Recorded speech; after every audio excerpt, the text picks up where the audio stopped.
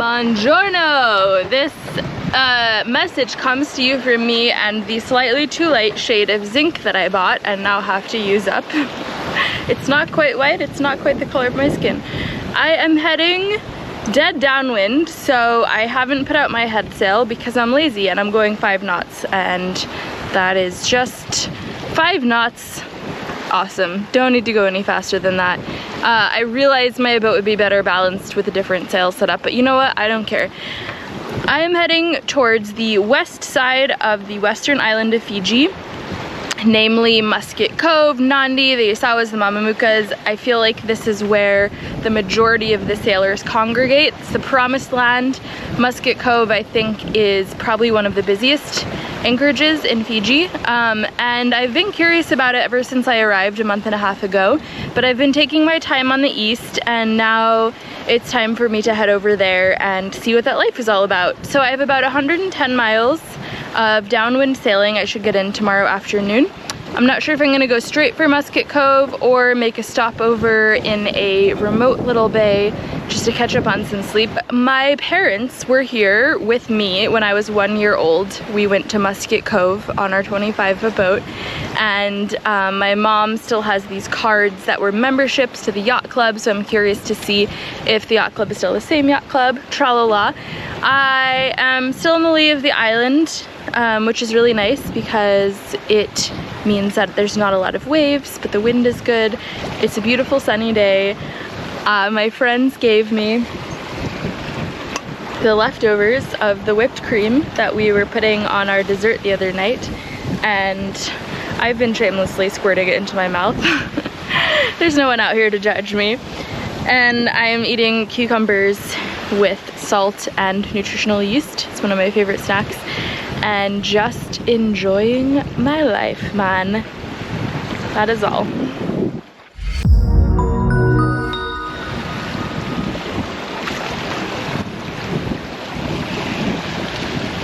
Oh, also the locals gave me this really pretty basket that they wove. So I put it here and put all my shampoos in it and stuff. It's really cold. I have so many blankets right now and I just don't want to get out of bed. I'm about an hour and a half away from my right-hand turn to go into the reef pass to go to my anchorage, which is called Mommy or something, hilariously. I'm gonna call my mom when I get there anyway. Last night it was really windy. I just had my double reefed main up and I was going 6 knots downwind. I was like, what the fuck? How is this possible? I'm coming up on the pass. It's so windy. I'm starting to get a little bit in the lee of the island waves-wise, but the wind is still really strong. Yeah, coming into the pass. It's getting really flat now. I am motor sailing. Would definitely not be able to make this angle under just sail right out. The wind is still up. It's blowing 25. It must have been blowing 30 last night when I got up to reef at midnight. I was so tired that my alarm went off and I woke up and I sat in bed for maybe 15 seconds trying to figure out if my boat was going forwards or backwards, and watching the speed 6 knots under just main, and I was like, that's fine, right? That is not fine. My whole speed is 5 knots. So I got up and I reached the main. So I'm almost in, and I have been sitting in the cockpit all day in the sun, super sunned, when all of a sudden my boat just started to round up into the wind, and I looked over and the paddle of my wind vane was trailing in the water behind my boat.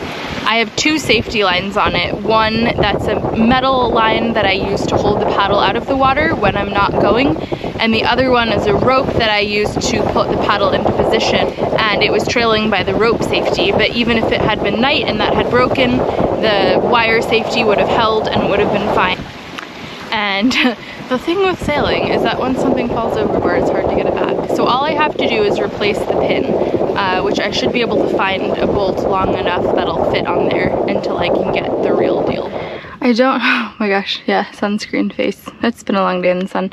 I don't have the proper bolt to fix it, so I'm taking some string and I'm gonna tie this guy on and try to lash it permanently in place. Worst case, it falls off again, and I fix it again with something else until I can get a bolt. Maybe I can borrow one from a friend, but I'm not going to be near a store anytime soon, so.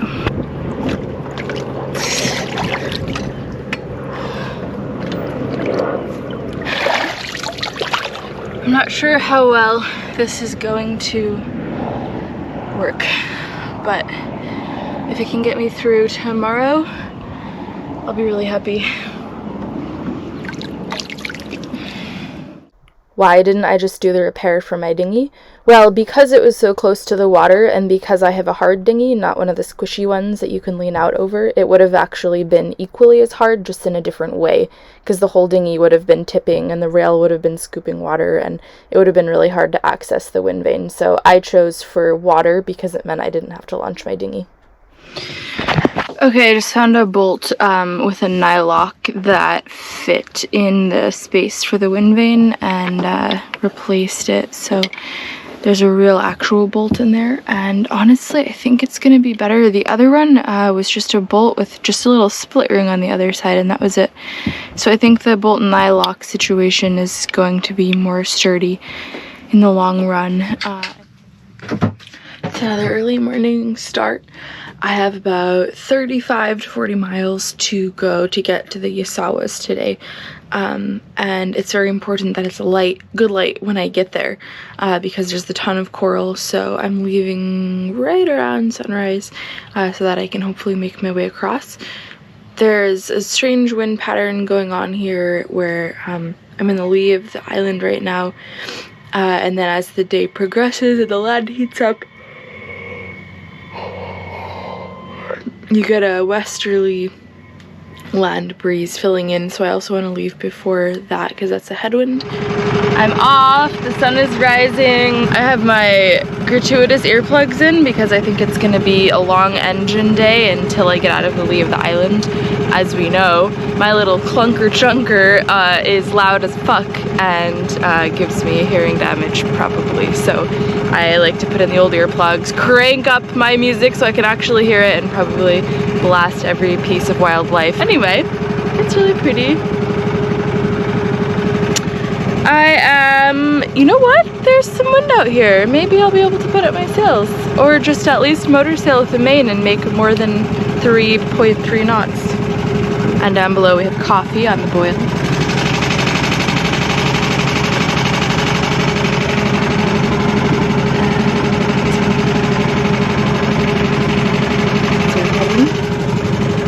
Yes, life is good.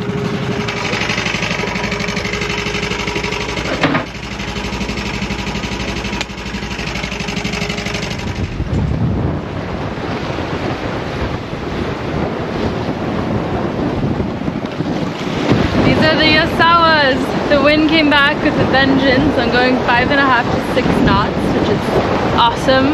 I'm a little overpowered, but it's just about an hour of being overpowered, and then I'll turn off the wind and it'll be fine. So I'm enjoying, you know, for the amount of wind, there aren't really that many waves to be going close hauls. It's kind of fun to have a lot of power.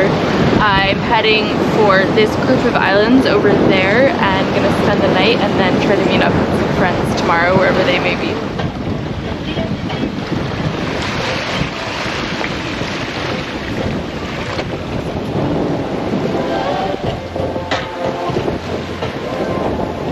I have arrived! It's so beautiful here. I'm the only boat in the anchorage, but tomorrow I'm meeting up with my friends on Shapeshifter. Hi guys! And I'm doing this bull shark dive with them.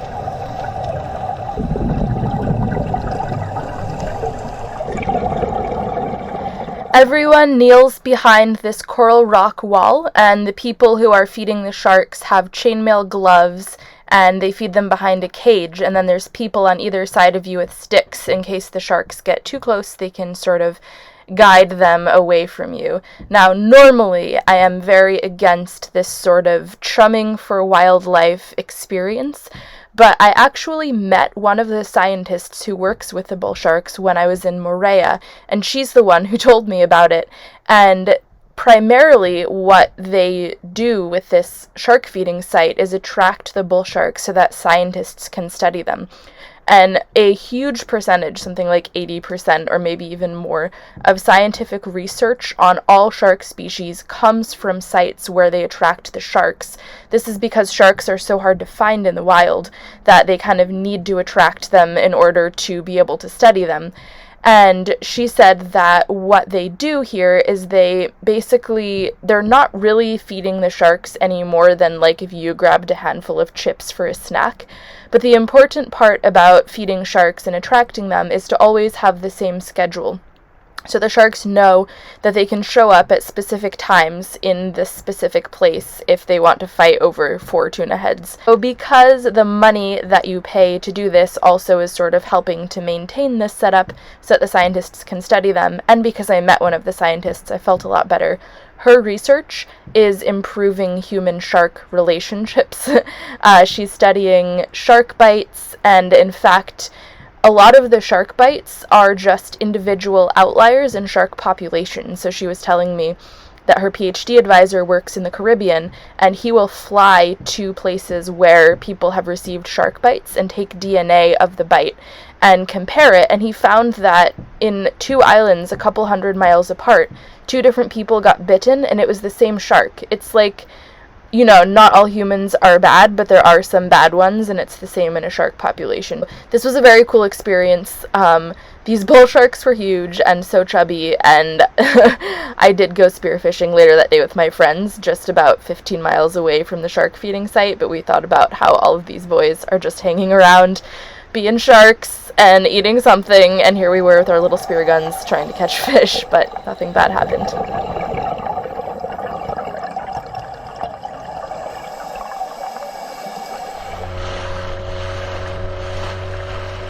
This was definitely one of the coolest dives I've ever done in my life. Unfortunately, after this beautiful day, I had to head back to the mainland to do some provisioning, so I set sail for Denarau, which is one of the big towns by the Yasawas, where I met someone that you guys might know as well. Today I'm getting a ride into town by none other than the old sea dog. He has a huge YouTube following. He's got over 100,000 subscribers. We met in Musket Cove. Right now I'm in Denarau, anchored out a mile from the dinghy dock. It's a really long channel that you have to get into, and then there's a marina, and then there's the dinghy dock. So I've been rowing in almost every day, so it's 2 miles round trip, which is a lot. And I arrived super disgusting and sweaty. So he just rocked up last night, and we've made plans. He's gonna tow me in, and then I'll make my own way back. So we're gonna drag Puss behind his dinghy, and we're gonna hang out today and spend a little time together tonight, which I'm really excited about. I know a lot of you guys have been telling me that the 2 of us should meet because we're both in Fiji and we have similar style channels, and it's finally happening. So bringing ashore, I found a little cricket in my spinach the other day, and I didn't want to kill it, so I put it in this little container with some holes poked in it, some water, and some fresh leaves. So I'm going to take him ashore when I go to set him free. Oh, here comes my ride. Oh wow, it's a bit bouncy. Yeah, did you ever think there'd be a world where your dinghy was more powerful than someone else's dinghy? Yeah, I got a bigger engine, but it's still rough to get it on. No, it's good suspension in it, should be alright. Good. Yeah, you happy with your anchor? I'm like, it was like, I spoke to your friend James, we're going to pick him up on the way down. Getting a tow! Yes, she hasn't seen a bill yet, there's a towing bill. Oh god. Oh no, she paid in beers yesterday. I actually owe Holly 2 beers. I never got to them. I actually got an early night car. Oh good. That's fine. Me too. The sailor's anchoring there, but there's nothing we can do about it. The circus is in town. Is there a dog park? It is, yeah. I'm at ashore to set it free. Here he is. Go on. Oh! Do you see him? No, I didn't. Oh, well, he's gone. That was quick. That was quick. Is Buddy Holly with him? And the crickets? Me? Buddy Holly and the crickets. Never mind. You're too young to remember. There's an age gap here. Okay. After a fun-filled day of chores, I went over to Barry's boat for a beer and a little filming.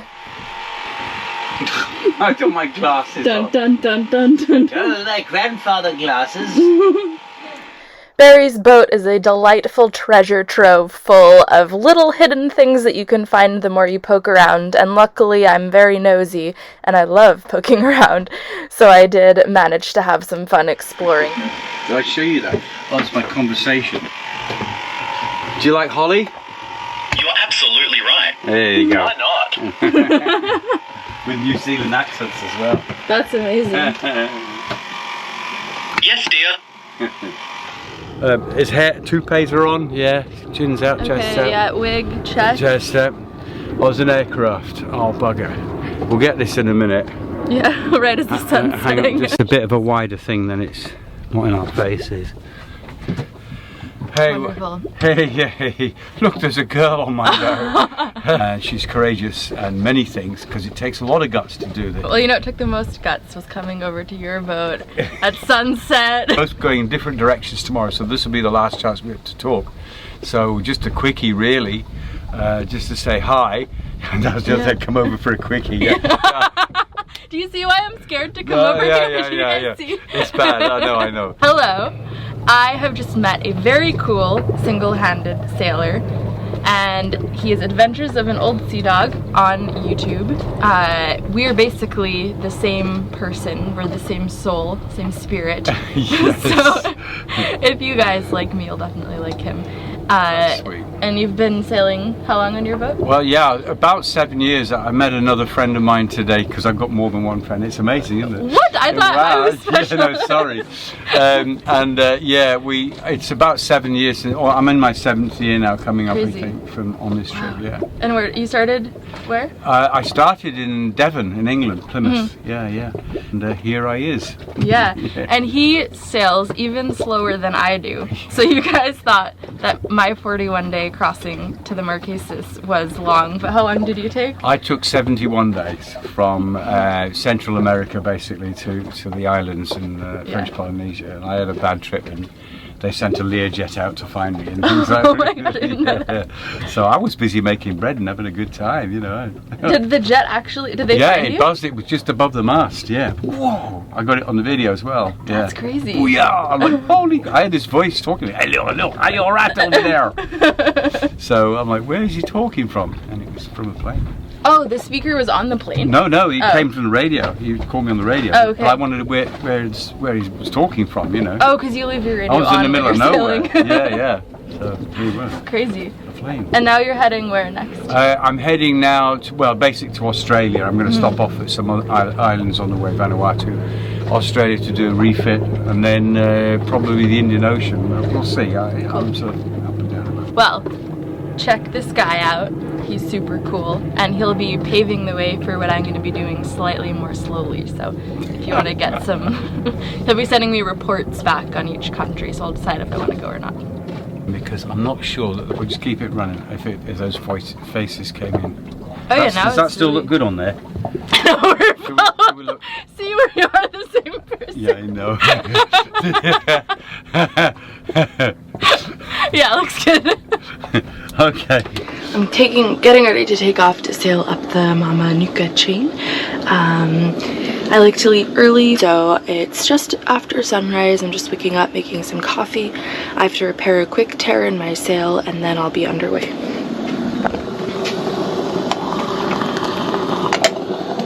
Coffee's getting there. What's happening with my sail right now is that it's getting so old that when I flake it, I'm pulling on the leech and my fingers just went right through the sail, which is kind of scary. So I have some sail tape and I'm just gonna patch it up and then be more careful in the future if I remember to be. Okay, this one's done. I did both sides of the sail, now I'm gonna find one. Okay, here she is, worked from here. There's the patch. Now I'm ready to go.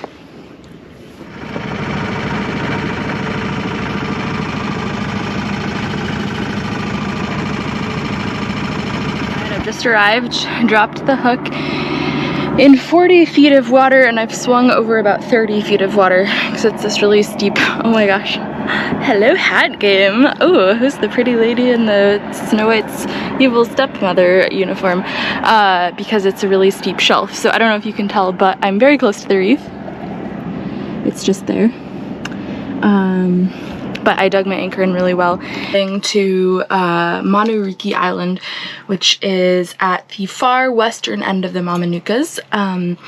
It's a series of 3 islands, and there's only one island that has a village, that is Yasawas.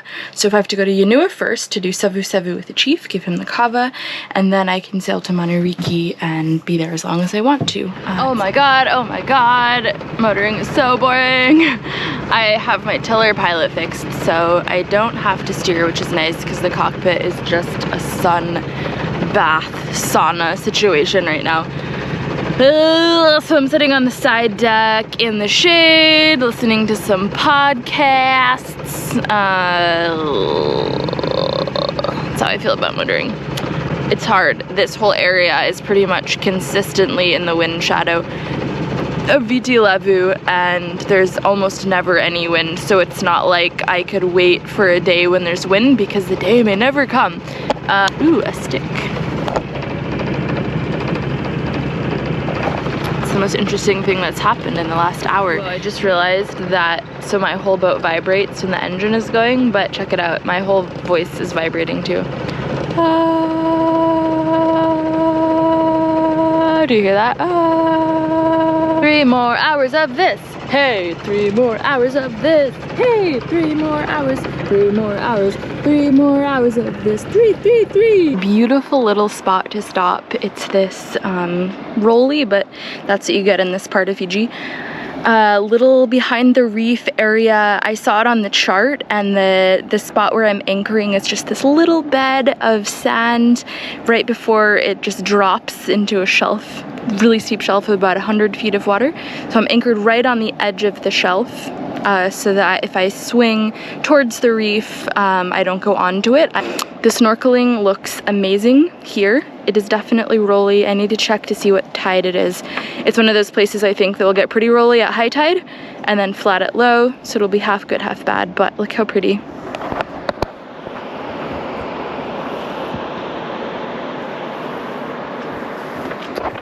The snorkeling was just off the walls beautiful, very clear water, and almost immediately I saw this weird looking shark that I hadn't seen before, so I swam back to my boat and grabbed my GoPro to film it. It wasn't until later that day when I was looking it up that I discovered it was an endangered species. It's in the carpet shark family. Specifically, this one is the zebra shark. And they are endangered and very cute with their round little fins. They're nocturnal, so they spend most of the day sleeping on the sand waiting for nighttime so they can go hunt. Yeah, I feel very lucky to have seen these things. There were 2 of them. They were so cool, and it totally made my day.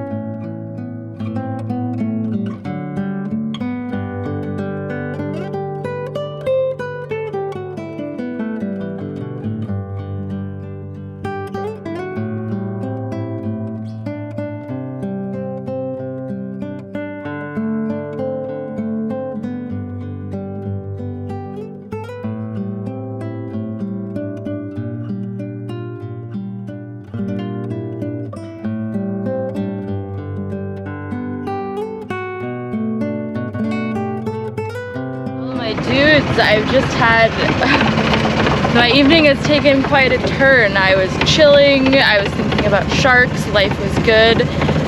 The sun was setting, I had a couple glasses of wine, and then all of a sudden the wind started to pick up from the north, putting me on a lee shore of reef, and I thought it was going to be okay, but as I stretched out on my chain, I realized that I was getting very, very close to the coral. I had just snorkeled it earlier that day, and I knew it was bad shallow.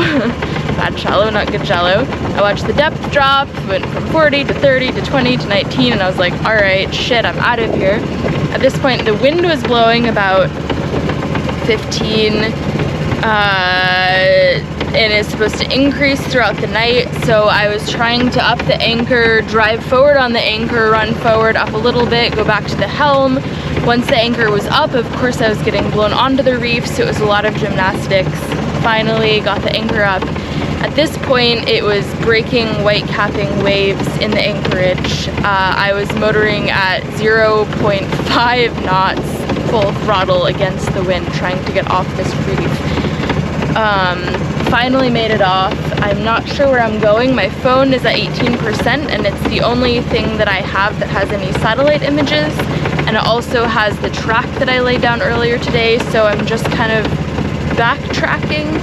My phone's plugged in, so I've been taking a compass heading and then just going for it and checking my phone every 10 or 15 minutes. It's now 9:30 at night, and potentially a very long night. The anchorages that are protected from the north are all way too deep for me to anchor. So 1 in the morning, I just dropped the anchor. Came into the anchorage using just the satellite charts pretty much because I can't see shit. But I found a really nice sandy spot that's in 45 feet of water. This time got in, dropped the hook. I would say about 15 minutes after I anchored, the wind kicked in. I'm kind of in that so tired that I'm not tired phase. It's now 1:30 almost in the morning. I really need to just get into my bed, and then I think I'm gonna pass out. Thanks for watching this week's video. I'm sitting on the floor. I put up new videos every 2 weeks on Mondays on YouTube, and for my patrons, you guys get a snack on the weeks that I don't put out full-length YouTube video. If you'd like to join my Patreon team, it is patreon.com/windhippie. For one-time donations, I do PayPal, paypal.me/windhippie. Thank you guys for all of that. Thank you to my patrons for supporting me in all of my endeavors. Thanks everyone for your lovely comments. I do love reading them. You guys are so nice. Thank you, Tish. I edit all these videos on my boat, and then I upload them to Dropbox, and Tish schedules them for me on YouTube and reminds me when I need to do another edit. It's like being in school. I have another video due. And I will see you guys next week. Ooh, next week, my sister arrives. Very cool.